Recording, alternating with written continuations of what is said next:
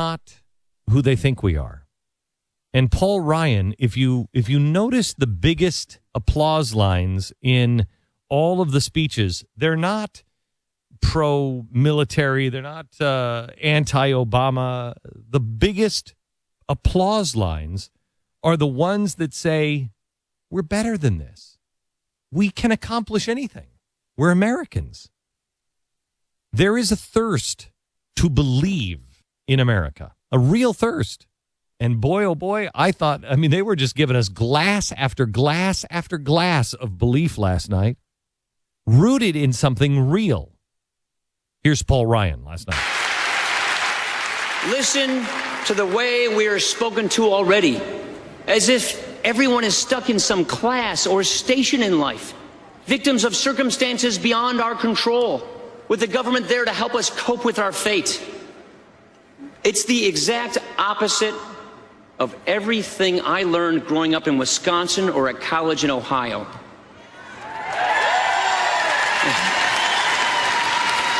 Now, when I was waiting tables, washing dishes, or mowing lawns for money, I never thought of myself as stuck in some station in life. I was on my own path, my own journey, an American journey, where I could think for myself, decide for myself, define happiness for myself.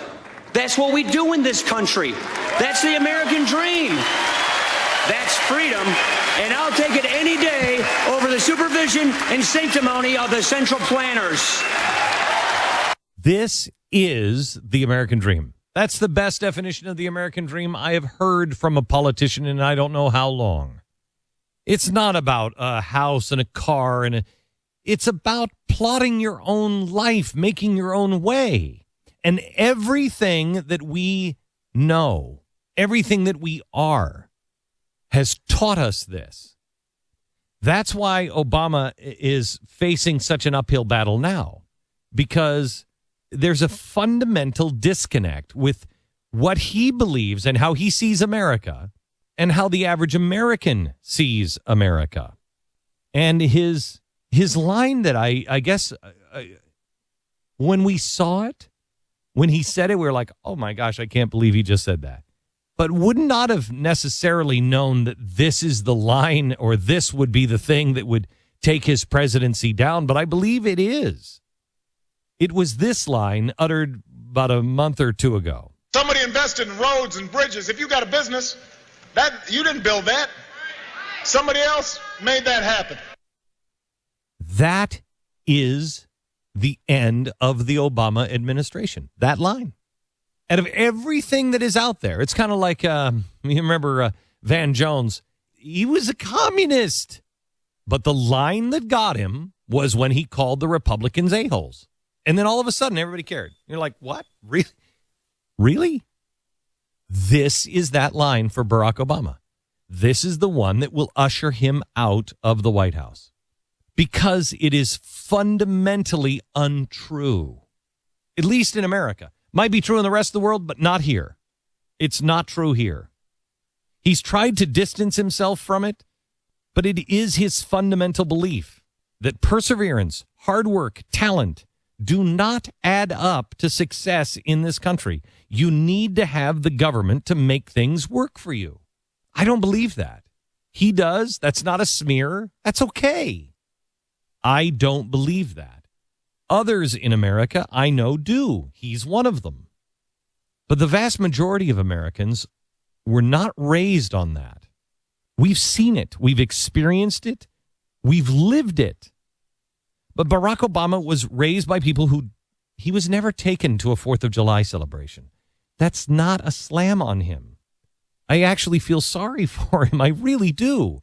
4th of July are some of the best memories I've ever had. He didn't have that as a kid. How could we possibly understand? How do we expect him to view things the same way? It's just reality. His mother wanted his main influence to be his biological father, Barack Sr., who was a communist. Spoke highly critical of America, despite being educated here. His mentor growing up, anti-American, pro-Soviet, communist. It's not name-calling, it's just true. You can't expect him to feel the same way. I no longer do. And that's why he missed this opportunity. But we, on the other hand, have grown up immersed in something that is special and unique and exceptional. We have watched dreams be fulfilled. We've seen some dreams shattered, but we've also seen dreams fulfilled. Not because of the government, in spite of the government many times.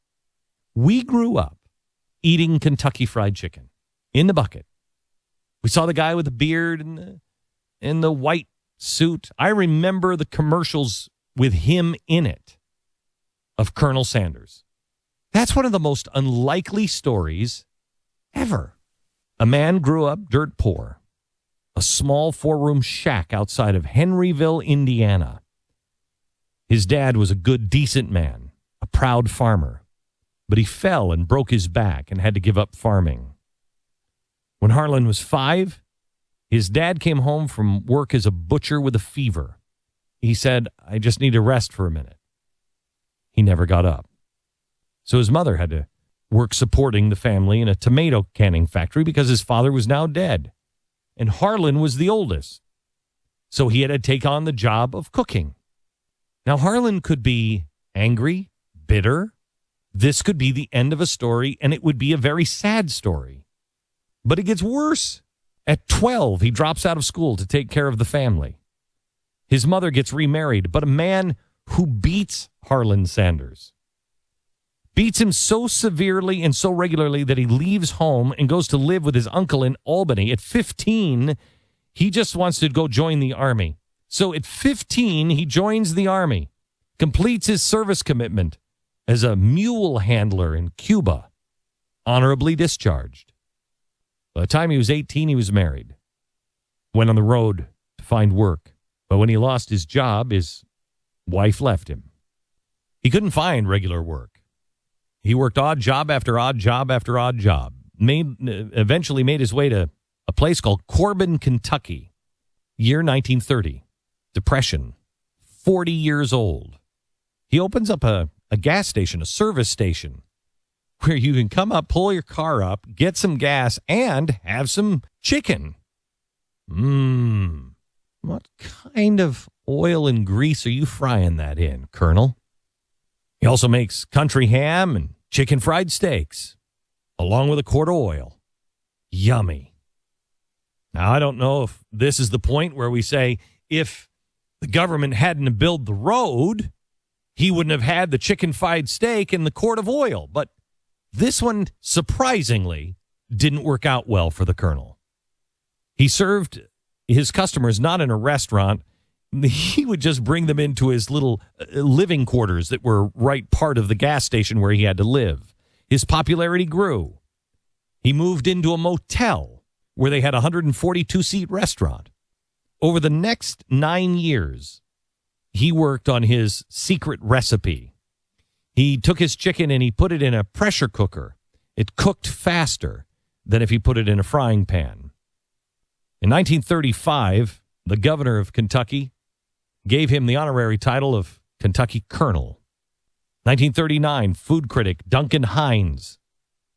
Food critic Duncan Hines, yet another success story inside the success story. Pulls up to Sanders' restaurant. Nobody knows he's Duncan Hines. He was so impressed, he said, this is one of the adventures in good eating in America.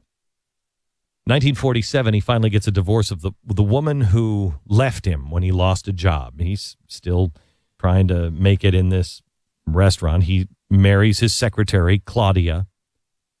1950, he starts wearing the white suit and the hair and the mustache and the goatee and never is seen without that ever again. But then 1955, the government gets involved to help him to build a road. I-75, the freeway. It reroutes traffic away from his store. It wipes him out entirely. He's 65 years old now, completely dead broke. The government's there to help him with Social Security, take care of the old man. He doesn't like that. He cashes his first check, $105. He fries up some chicken and puts it in the trunk of his car. And he goes on the road, decides, I'm going to sell a franchise. I briefly mentioned this story on Friday, but what I didn't mention last week was that he was turned down 1,009 times. It was 1,010th time that he walked in that someone said, there's something to this 11 secret herbs and spices. It's finger looking good or something like that. And Kentucky Fried Chicken was born. Within 10 years, Colonel Sanders had sold part of his U.S. business interest for millions of dollars while retaining control of KFC in Canada. They now serve Kentucky Fried Chicken in Beijing. He died in 1980. To generations of Americans, there's no way you can tell them.